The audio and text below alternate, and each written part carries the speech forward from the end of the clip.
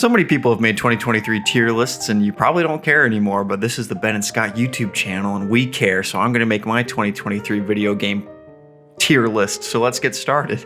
Let's start off with Sifu. You're a kung fu master out for revenge and you keep getting older because you keep dying because you have this talisman and you're trying to get the guy who killed your father.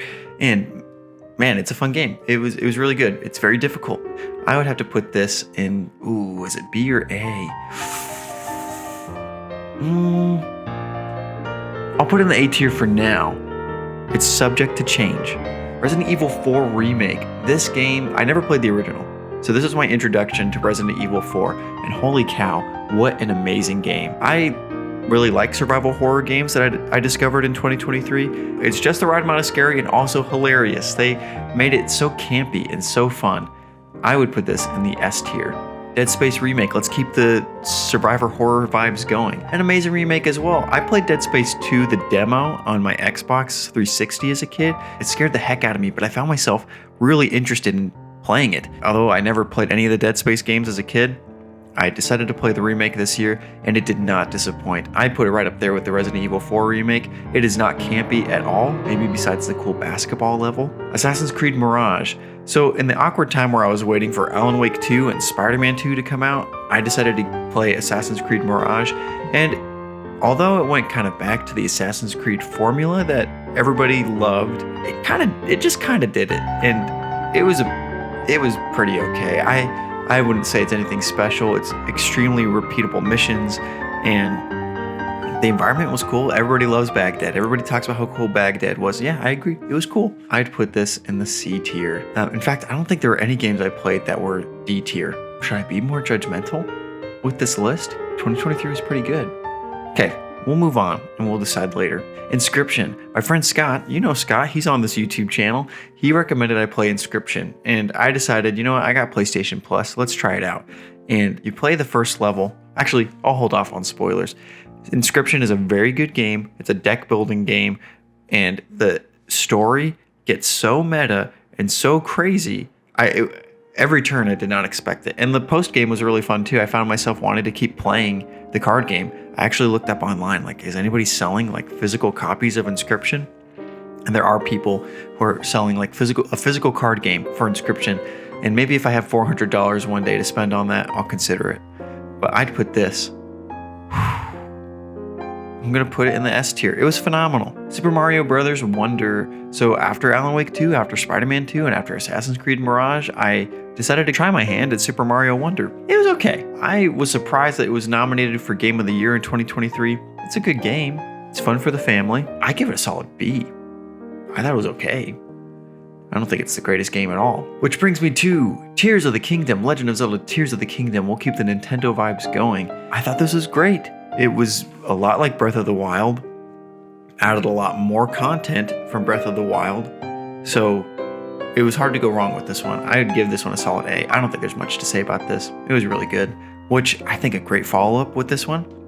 Maybe we talk about Spider-Man 2 for a second. Spider-Man 2 is a lot like Tears of the Kingdom. It is a sequel to a game that was really good, that already had a lot built in, that was already phenomenal, that I would love to have more of, but it didn't really put in more. It kind of had less content. And I thought the story was kind of a letdown too. Tears of the Kingdom elevated the story, it elevated the depth of the game. Spider-Man 2, I would argue, did not do either of those things. I'm gonna put this in the B tier because it wasn't a terrible game. It's definitely better than Assassin's Creed Mirage. And I'd say it's better than Super Mario Bros. Wonder. In terms of being a good Spider-Man game, I think it's the weakest one so far. That's including Miles Morales and this first Spider-Man. Let's talk about Pizza Tower. Pizza Tower was a game I have not finished yet, but I've gotten most of the way through, and it's fun. It's a fun little game. I love the animations. It's kind of like this dirtier Mario. I'll put it in the B tier. Alan Wake, the Alan Wake one. Anybody who knows me, I'm one of the biggest Alan Wake fans you could ever meet. It's one of my favorite games I ever played. I had the best time in 2010 when it first came out, and gosh, I've played this probably 8 times since then. And in 2023, in order to prepare for Alan Wake 2, the sequel, I replayed it. And it's fun. It's a good game. It came out 13 years ago, but it's pretty revolutionary, I'd say 13 years ago. I put this in a solid A tier. Alan Wake, phenomenal. If you haven't played it, play it. Hogwarts Legacy. I was really looking forward to Hogwarts Legacy. And for the first few hours, it was pretty fun. but then it was so boring. Why is the world so dead? Why is it so boring? Why does my character talk? I wish my character didn't talk. He is so annoying every time you get into Hogsmeade. It is the worst dialogue. I'm going to put it in the B tier. Dave the Diver. I know Dave the Diver had some controversy this year at the Game Awards because it wasn't an indie game. It was made by a big publisher. I really enjoyed Dave the Diver for the most part. I got through most of the game, I think, and one thing that was so delightful about Dave the Diver is it had so many layers. It just got deeper and deeper. Like, oh, here's new mini games. Oh, I got so surprised when a new thing would come up, where a new person comes up to my boat and just has this new whole thing for me to explore or dive into. I'm going to give it more of the benefit of a B tier. I'm going to put it in the A tier. Fortnite. I played Fortnite a lot this year. It's a good game that I just felt like I could turn my mind off and not worry about it. I like getting some skins. Yeah, I'm going to put this in a B tier as well. OlliOlli World. OlliOlli World is a really fun skateboarding game. It scratched a niche for me because I enjoy skateboarding. I feel like there was quite a difficulty spike towards the end of the game. I have not finished it yet, but it's fun if you're a fan of the skate genre, like Skate 1, Skate 2, and Skate 3. I would say the controls are kind of similar. It's fun to see that in a 2D platformer. I'd also give this a B tier. Control. I played Control for the first time this year. Again, a Remedy game in order to prepare for Alan Wake 2. It was a little confusing to get around the place. The maze of the whole map was really hard to navigate. I actually played it in 2022 for the first time, just a bit. But I was like, am I missing something? I feel like I might have missed a cutscene. I have no idea what's going on. So I put it down because I felt like I needed to start over. But after talking to Scott about it, he said, no, that's how you're supposed to feel. It's supposed to be confusing. And when I went with that mindset, I enjoyed Control a lot more. So I'm going to give this an A tier. Valheim. I played Valheim with my friends this last year a few times, and it's like a Minecraft Viking game. And it's fun. It's a good game. It's beautiful. It's satisfying. The world's gigantic. It's calming. It's relaxing. It's fun to explore. I'd give it a good B tier. I don't find myself coming back to it. There's really no other reason other than I just don't find myself coming back to it too often. Star Wars Jedi Survivor. Another game that is a sequel that added a lot more content and stuff than the first game. In fact, I think it improved everything Fallen Order did. It elevated it. The only complaints I have with this is there were some story elements that were a little, I think, kind of lame. And after you beat the game, I just feel like there's not really good incentive to explore the world.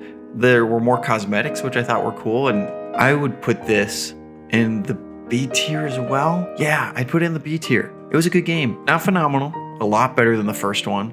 I enjoyed playing it. But let's get to the best game I've ever played. With no surprise, I'll just put it here now. Alan Wake 2 is an S tier. Man, what a perfect sequel. What a great story.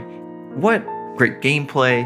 Man, I have no complaints about this. The only complaint I have is I just want more and more and more Alan Wake. I did the New Game Plus, the final draft mode, and wow, what a reward. Like, what a creative way to do a New Game Plus. I'm curious what other people will do in the future to kind of embrace that style of hey, Alan Wake is, trapped in this world. It plays a lot to being repetitive, so let's make the final draft a reason why this is repetitive, and they unlock new story elements. It's phenomenal. It's a phenomenal game. I can say some things I wish Alan Wake 2 would have in the future. I would love a mode where I could just explore Bright Falls and just be a member of society and explore everything completely safely, because it's just such a immersive world to be in. Man, it's so good. So excited for the future of Alan Wake. Did not disappoint. But anywho, that's my tier list for 2023. Gaming was really good there. And if I'm completely honest, 2024, I don't know if there's really a lot of games I'm as excited for. 2023, yeah, man, it's going to go down in history as one of the greats.